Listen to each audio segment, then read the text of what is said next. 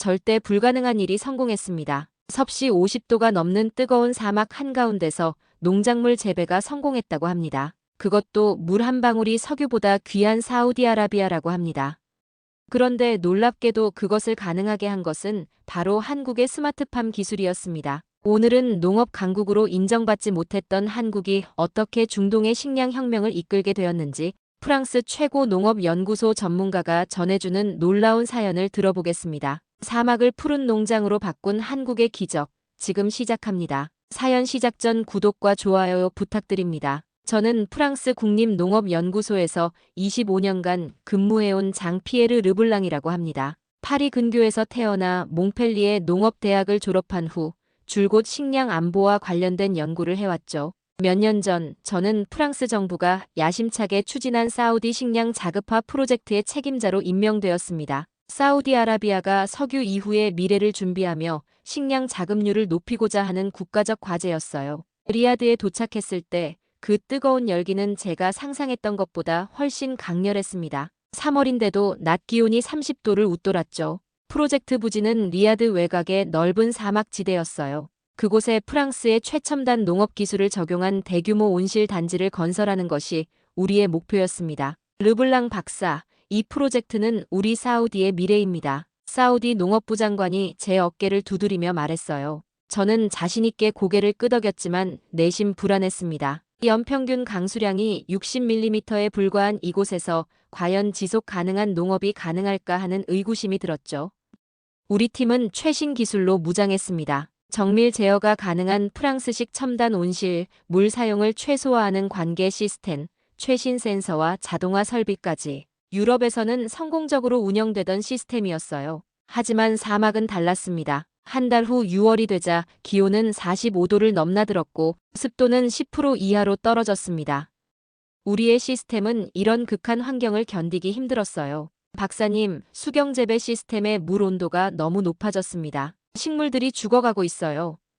연구원 소피의 다급한 목소리가 들렸습니다. 우리는 냉각 시스템을 강화했지만 전력 소비가 기하급수적으로 늘어났죠.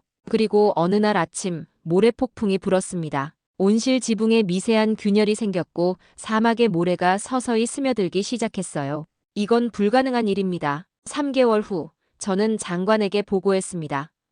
현재 기술로는 사우디의 사막 환경에서 대규모 농업 생산을 지속하는 것이 경제적으로 불가능합니다. 물 소비량과 에너지 비용이 너무 높아요. 장관의 실망한 표정이 아직도 눈에 선합니다. 프랑스로 돌아가는 비행기 안에서 저는 쓰디쓴 실패감에 젖었습니다. 25년간의 연구 경력 중 가장 큰 도전이었고 가장 큰 실패였죠. 제 머릿속에는 한 가지 확신이 자리 잡았습니다. 사막에서는 지속 가능한 농업이 불가능하다. 그것이 제 결론이었어요. 프랑스로 돌아온 저는 사우디 프로젝트의 공식 실패 보고서를 작성하느라 몇 줄을 보냈습니다. 현재 기술로는 사막 환경에서의 지속 가능한 대규모 식량 생산이 불가능하다는 결론이었죠. 프랑스 농업부와 연구소 동료들도 모두 고개를 끄덕였습니다. 당연한 결론이었으니까요.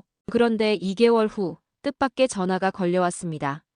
르블랑 박사님, 다시 한번 사우디로 와주셨으면 합니다. 농업부 장관의 목소리였습니다. 우리가 새로운 파트너를 찾았습니다. 한국의 스마트팜 기술로 다시 시도해 보려고 합니다. 순간 제 귀를 의심했습니다. 한국이라고요? 농업 강국도 아닌 한국이 우리 프랑스도 실패한 사막 농업을 해결한다고? 저는 자연스레 웃음이 나왔죠. 장관님, 한국은 전체 국토의 15% 정도만 농지로 사용하는 나라입니다. 농업 인구도 지속적으로 감소하고 있고 고령화도 심각하다고 알고 있어요.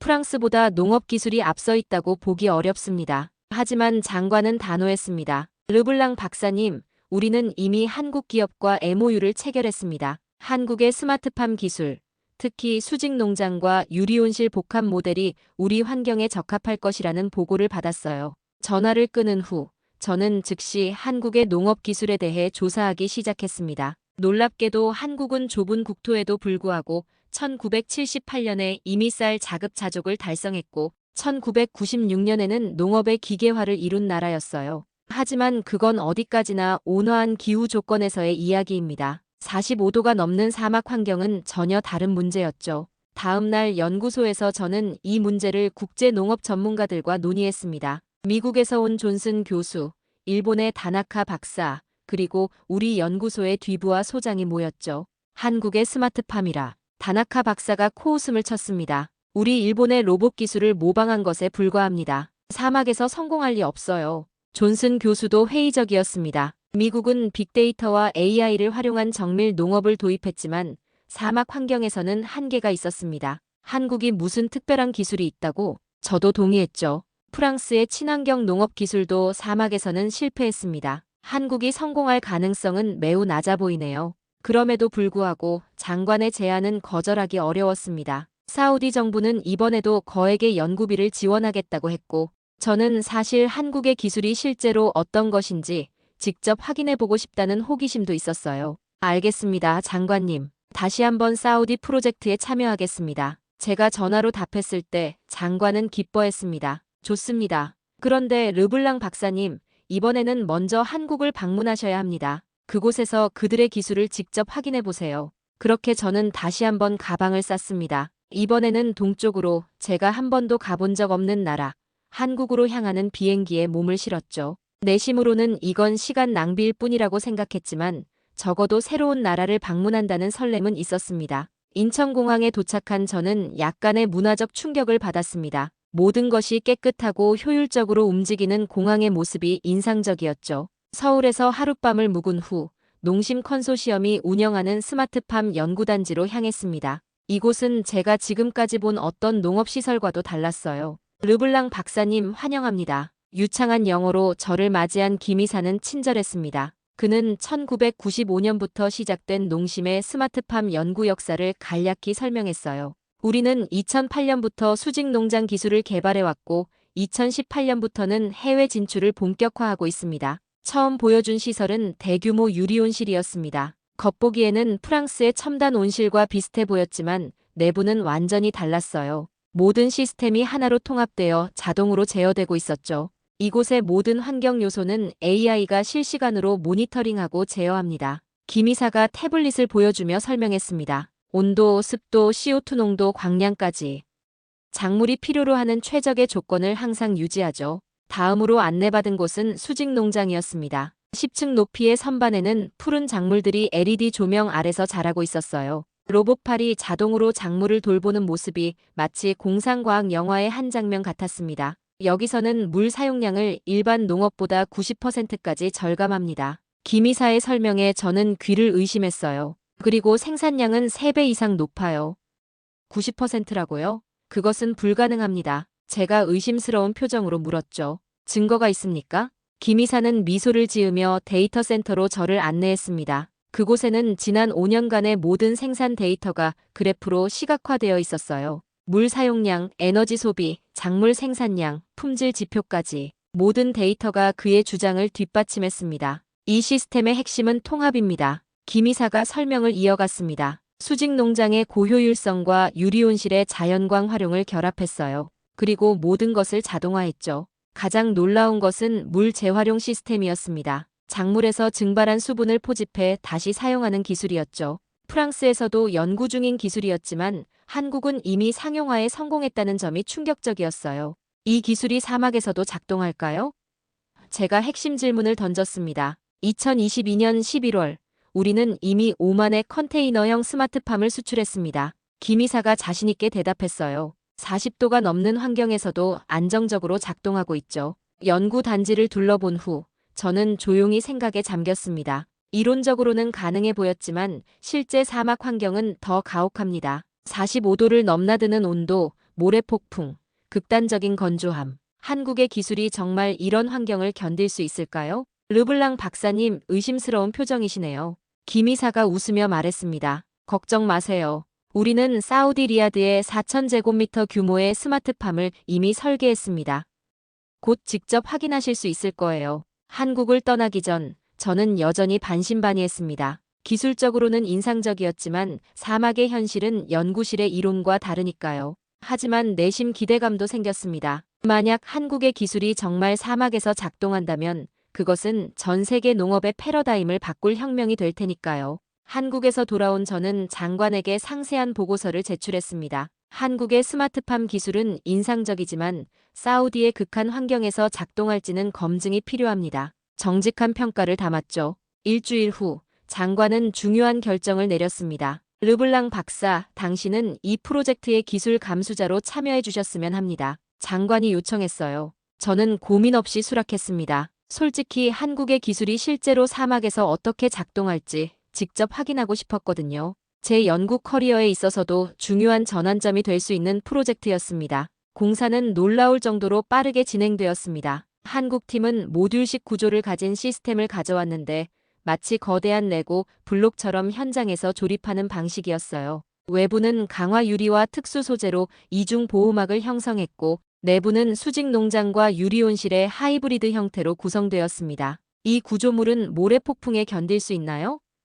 제가 한국 엔지니어에게 물었습니다. 이 외벽은 풍속 150km의 모래 폭풍도 견딜 수 있도록 설계되었습니다.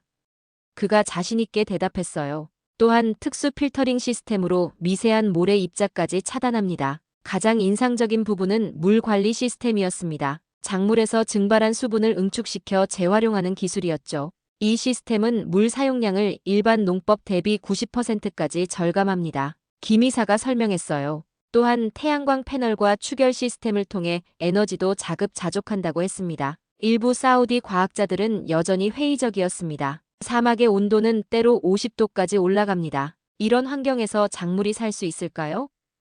한 과학자가 의문을 제기했죠. 저도 같은 의문을 갖고 있었습니다. 첫 작물을 심는 날, 저는 긴장된 마음으로 현장을 지켜봤습니다. 한국 팀은 상추, 토마토, 오이, 딸기까지 다양한 작물을 심었어요. 사실 이 작물들이 사막 한가운데서 자랄 것이라고는 상상하기 어려웠습니다. 시스템이 가동 중입니다. 김이사가 태블릿을 확인하며 말했습니다. 스마트팜의 모든 요소가 자동으로 제어되기 시작했어요. 온도, 습도, 영양 공급, 조명까지 AI가 모든 것을 관리했습니다. 제 눈에는 마치 살아있는 유기체처럼 보였어요. 그러나 테스트는 이제 시작일 뿐이었습니다. 진짜 도전은 앞으로 펼쳐질 사우디의 혹독한 여름이었죠.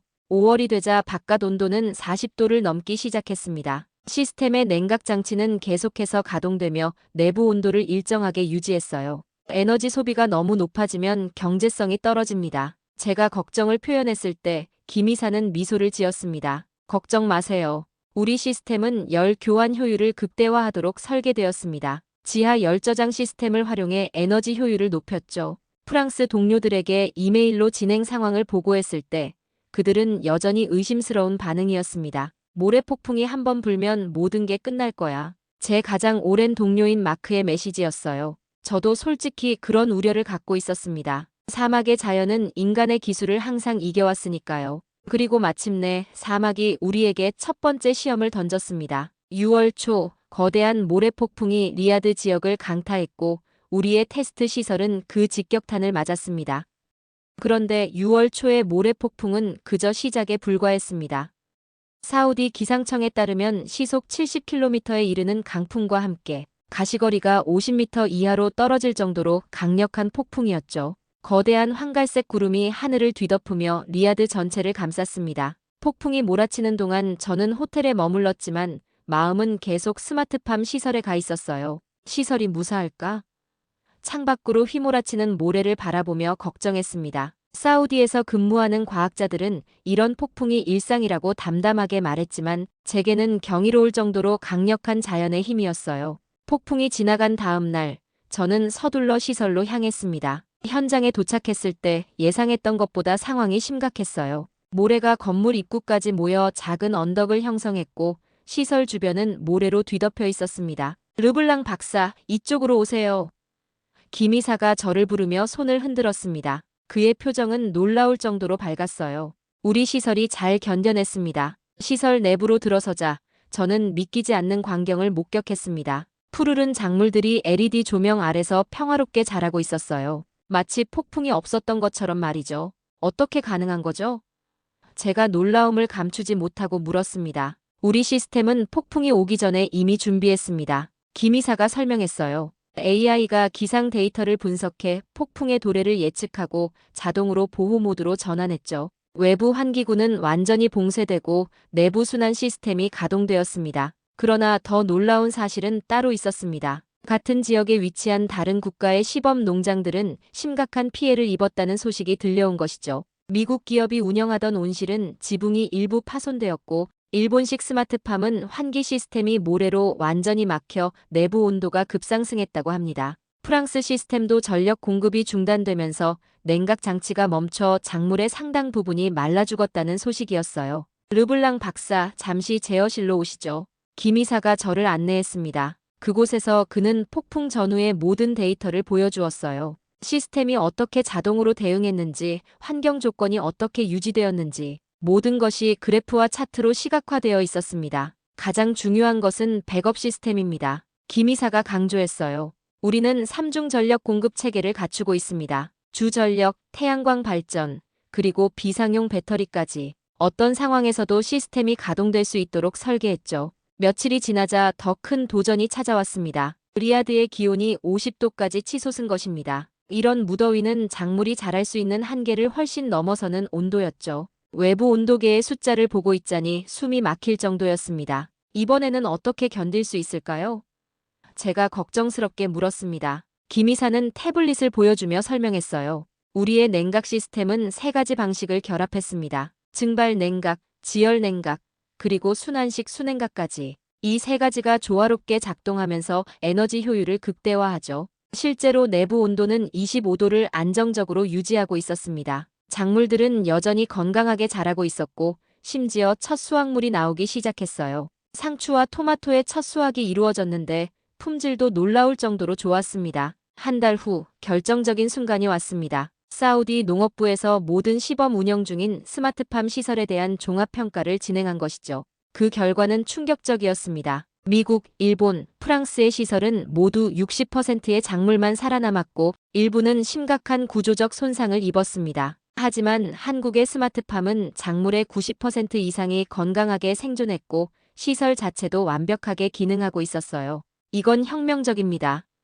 사우디 평가단의 담당자가 말했습니다. 저도 기존의 농업 패러다임이 완전히 바뀌는 순간을 목격하고 있다는 것을 느꼈어요. 제 연구 노트에는 이런 문장을 적었습니다. 한국의 스마트팜 기술이 사막 농업의 불가능을 가능으로 바꾸고 있다. 그날 저녁 호텔에서 프랑스 동료들에게 이메일을 썼습니다. 우리는 새로운 접근이 필요하다. 한국이 보여준 기술은 우리가 생각했던 것보다 훨씬 앞서 있다. 발송 버튼을 누르면서 저는 농업의 미래에 대한 제 인식이 완전히 바뀌었음을 실감했습니다. 한국 스마트팜이 사막의 극한 환경에서 성공을 거두자 예상치 못한 방해가 시작되었습니다. 어느 날 아침 장관으로부터 긴급한 연락을 받았습니다. 르블랑 박사, 큰 문제가 생겼습니다. 일본에서 한국 스마트팜의 데이터 조작 의혹을 제기했어요. 현장에 도착하자 외국 기자들이 몰려와 있었습니다. 일본의 한 농업기술 기업이 한국 스마트팜의 생산성과 물 절약 데이터가 과장되었거나 조작되었을 가능성이 있다고 주장한 것입니다.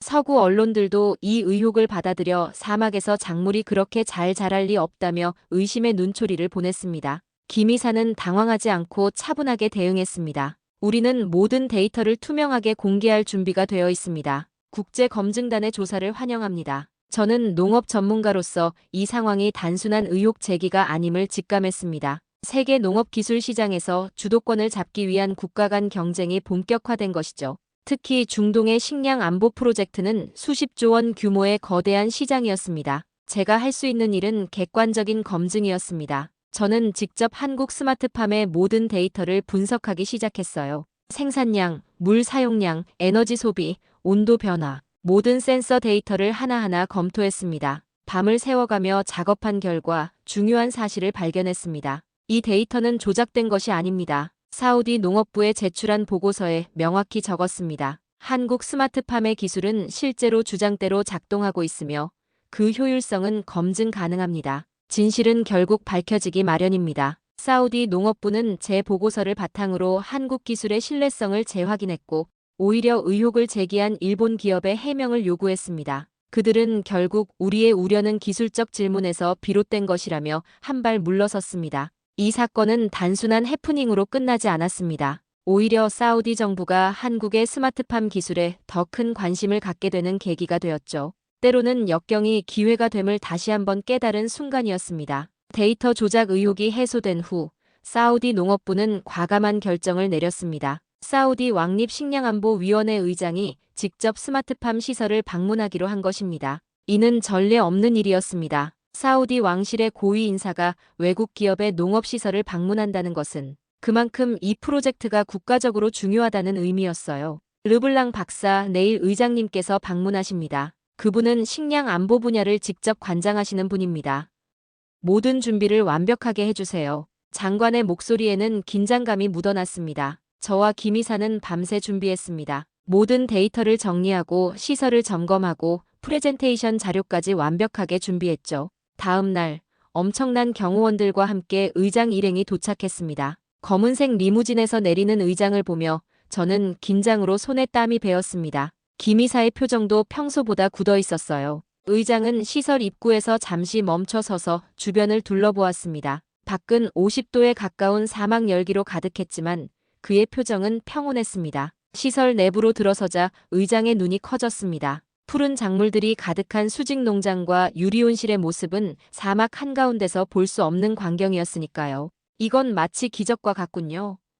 의장이 천천히 말했습니다. 우리 조상들은 이런 광경을 꿈에서도 상상하지 못했을 겁니다. 김 이사가 시설을 안내하며 한국의 스마트팜 기술을 상세히 설명했습니다. 특히 업다운 재배 시스템이 작동하는 모습을 보여주었을 때 의장과 수행원들은 감탄했습니다. 딸기를 담은 기다란 베드가 위아래로 움직이며 작업자가 허리를 굽히지 않고 일할 수 있는 시스템이었죠. 이 기술은 재배 면적을 2배로 활용할 수 있어 생산량도 2배로 늘릴 수 있습니다. 김 이사가 설명했습니다. 동시에 에너지 비용을 절반으로 줄일 수 있는 혁신적인 시스템입니다. 의장은 놀라움을 감추지 못했습니다. 이 기술은 이미 검증된 것인가요? 네, 이미 일본에도 수출되어 3년간의 검증을 거쳤습니다. 현재 일본에는 5개 현장에 이 업앤다운 시스템이 적용되어 있습니다. 김 이사의 대답에 의장은 고개를 끄덕였습니다. 그 다음 온실 시스템에 대한 설명이 이어졌습니다. 이 기술은 농작물뿐만 아니라 양식업에도 적용 가능합니다. 수온을 일정하게 유지해 장어 양식의 채산성을 극대화할 수 있습니다. 이 말에 의장의 관심이 더욱 커졌습니다. 사우디아라비아는 식량 안보와 함께 수산물 자급률도 높이고자 노력하고 있었거든요. 그리고 마지막으로 가장 중요한 발표가 이어졌습니다. 저희 그린플러스는 그간 쌓은 기술을 결집해 사우디아라비아 신도시 건설 사업인 네옴시티 프로젝트에도 참여할 준비가 되어 있습니다. 김 이사가 자신감 있게 말했습니다. 대규모 첨단 스마트팜을 설립해 신도시에 신선한 농산물을 공급하는 시스템을 구축할 수 있습니다. 이 말을 듣고 의장은 수행원들과 짧게 대화를 나누었습니다. 그리고 저를 포함한 모든 이들이 예상하지 못한 결정을 내렸습니다. 이 기술은 사우디의 미래를 바꿀 수 있습니다. 농업부 장관과 협의하여 즉시 전국 확대 계획을 수립하겠습니다. 그리고 네옴시티 프로젝트에도 한국의 스마트팜을 도입하는 방안을 적극 검토하겠습니다. 의장이 떠난 후 장관은 기쁨을 감추지 못했습니다. 르블랑 박사, 이것은 혁명적인 순간입니다. 사우디는 이제 프랑스나 미국의 기술이 아닌 한국의 기술을 배워야 합니다. 저는 복잡한 감정에 휩싸였습니다. 한편으로는 프랑스 기술이 선택받지 못한 것에 아쉬움이 있었지만 다른 한편으로는 새로운 가능성을 발견한 과학자로서의 흥분이 더 컸어요. 저는 그 자리에서 중요한 결정을 내렸습니다. 장관님, 저는 이 프로젝트에 계속 참여하고 싶습니다. 하지만 이번에는 감독자가 아닌 한국 팀과 협력하는 연구자로서 말입니다. 우리 프랑스도 이 기술에서 배울 점이 많습니다. 장관은 환한 미소를 지었습니다. 그것이야말로 제가 바라던 바입니다. 르블랑 박사. 국제 협력을 통해 우리는 더 나은 미래를 만들 수 있을 것입니다. 그날 밤 저는 프랑스 연구소에 장문의 이메일을 보냈습니다. 한국의 스마트팜 기술이 어떻게 사막 환경을 극복했는지, 그리고 우리가 어떻게 이 기술과 협력할 수 있는지에 대한 내용이었죠. 답장은 놀라울 정도로 긍정적이었습니다. 파리에서도 한국 기술에 관심을 보이기 시작한 것입니다.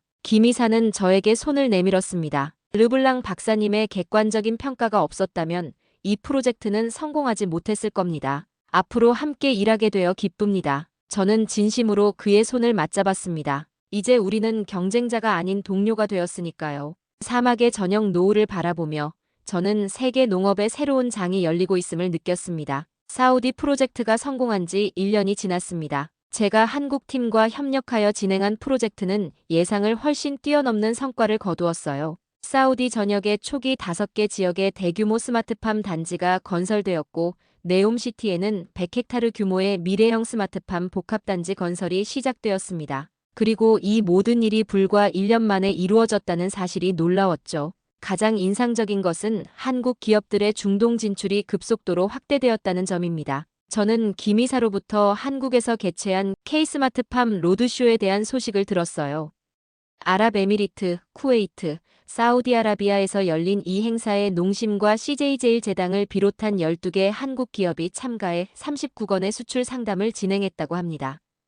르블랑 박사, 우리 기술이 중동 전역에서 인정받고 있습니다. 김 이사는 이제 중동 스마트팜 프로젝트의 총괄 책임자가 되었어요. 쿠웨이트 농수산청에서는 한국 스마트팜이 이미 아랍과 사우디에서 우수한 경쟁력을 증명했다며 적극적인 협력 의사를 밝혔습니다. 실제로 한국의 스마트팜 수출은 전년 대비 116% 증가한 2억 9,600만 달러를 기록했습니다. 글로벌 시장도 2026년이면 341억 달러까지 성장할 것으로 전망된다고 하더군요. 석유 의존 경제를 벗어나 식량 안보까지 챙기려는 중동 국가들이 기후 영향을 받지 않는 스마트팜 구축에 집중하고 있기 때문이었습니다. 농심은 2008년부터 기술 개발에 나서 2022년 5만의 컨테이너형 스마트팜을 수출했고 여러 전문 기업들과 손잡고 사우디아라비아의 4,000제곱미터 규모 스마트팜을 구축하고 있습니다.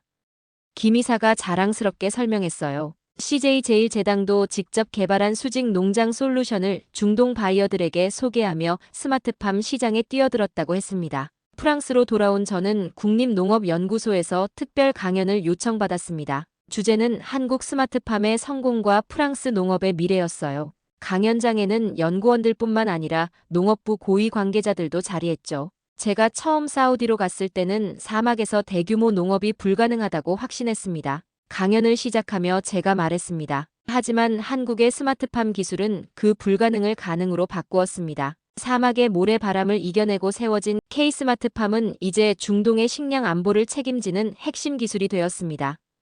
제 강연 후 프랑스 농업부는 한국과의 공동 연구 프로젝트를 추진하기로 결정했습니다. 프랑스의 친환경 농업 기술과 한국의 스마트팜 ICT 기술을 융합하는 프로젝트였죠. 저는 그 프로젝트의 공동 책임자로 임명되었습니다. 한국 정부도 스마트팜 수출 지원에 적극 나서고 있었습니다. 관련 예산을 늘리고 수출 기업을 위한 맞춤형 사업도 마련했습니다. 한국농림축산식품부의 한 관계자는 작년 정상외교를 시작으로 중동 지역에서 K스마트팜에 대한 관심이 굉장히 늘어나고 있다며 카타르, 사우디와 정부 간 협력을 통해 중동 지역에서 K스마트팜 수출이 더 늘 수 있도록 적극 지원하겠다고 밝혔다고 하더군요.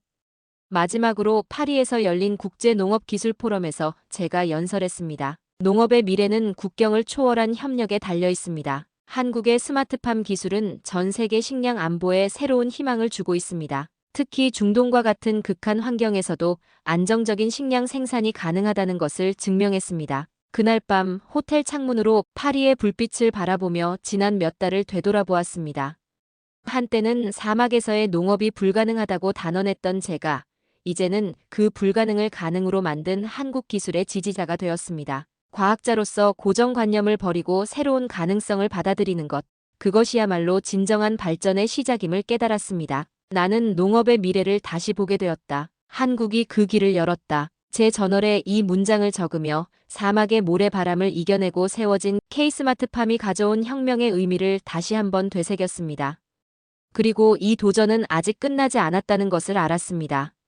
한국의 스마트팜 기술은 계속해서 발전하고 있으며 더 효율적인 수경 재배 시스템, 더 정밀한 AI 환경 제어, 더 지속 가능한 에너지 활용 방안 등 새로운 혁신이 기다리고 있습니다. 한국의 앞으로의 기술력이 더 기대됩니다. 농업의 미래, 그것은 이제 한국이 이끌어가고 있습니다. 오늘은 사막을 푸른 농장으로 바꾼 한국의 기적, K스마트팜에 관한 프랑스 농업 전문가의 사연이었습니다. 한국 농업 기술의 혁신성과 세계적 경쟁력을 다시 한번 확인할 수 있었습니다. 불가능하다고 여겨졌던 사막 한가운데서의 대규모 농업 생산을 한국의 기술력으로 해결해낸 오늘의 사연. 여러분은 어떻게 생각하시나요? K스마트팜이 앞으로 세계 식량 안보에 가져올 변화가 더욱 기대됩니다.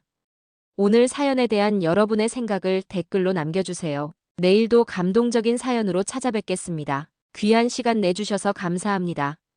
지금까지 감동 신호등이었습니다.